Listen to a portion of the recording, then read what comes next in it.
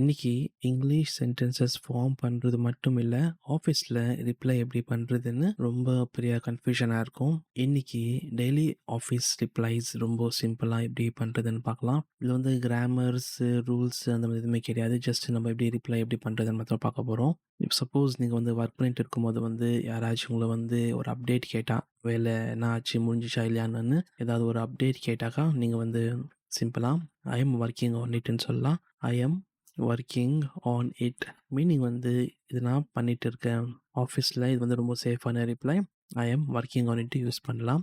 அதுவே சப்போஸ் உங்களுக்கு இதை வந்து உங்களுக்கு வந்து இன்னும் கொஞ்சம் டைம் வேணும், இன்னும் கொஞ்சம் நேரம் ஆகும் அந்த ஒர்க்கை கம்ப்ளீட் பண்ணுறதுக்குன்னா, அப்போ வந்து ஐல் கெட் பேக் டு யூன்னு சொல்லலாம்.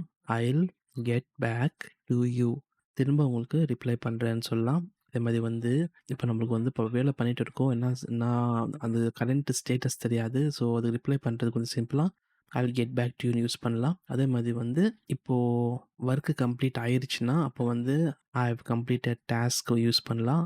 ஐ have completed the task meaning வந்து டாஸ்க் முடிச்சுட்டேன், இல்லை கொடுத்த வேலை முடிஞ்சிருச்சுன்னு அப்படி வரும். அதுவே வந்து சப்போஸ் உங்களுக்கு வந்து எப்போ இந்த வேலை வந்து முடியும்னு தெரிலனா, இன்னும் கொஞ்சம் டைம் ஆகுமா இல்லை சீக்கிரம் முடியுமா தெரியாது இருக்கிற ஒரு கன்ஃபியூஷன் டைமில் வந்து லெட் மீ செக்ன்னு சொல்லலாம்.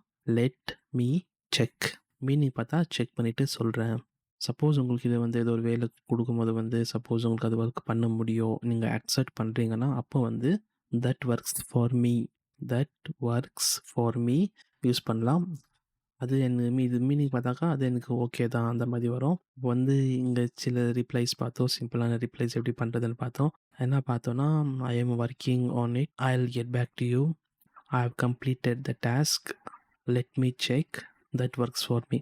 இந்த 5 சென்டென்சஸ் ஆஃபீஸில் ரொம்ப ஈஸியாக யூஸ் பண்ணலாம். உங்கள் ஃப்ரெண்ட்ஸ் கூட இல்லை ஜஸ்ட் கொலீக்ஸ் கூட வந்து யூஸ் பண்ணி ட்ரை பண்ணுங்கள். பேச பேச தான் வந்து ஆட்டோமேட்டிக்காக வரும். ஸோ ட்ரை பண்ணிகிட்டே இருக்கிறது தான் ஒரு சின்ன ஒரு சேலஞ்சு, அவ்வளோதான்.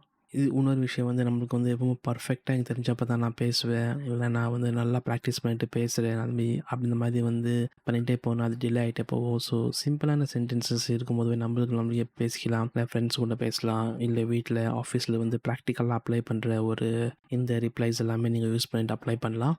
நெக்ஸ்ட் வீடியோவில் வந்து இமெயில் ரிப்ளைஸ் ரொம்ப சிம்பிளாக எப்படி யூஸ் பண்ணுறதுன்னு பார்க்கலாம்.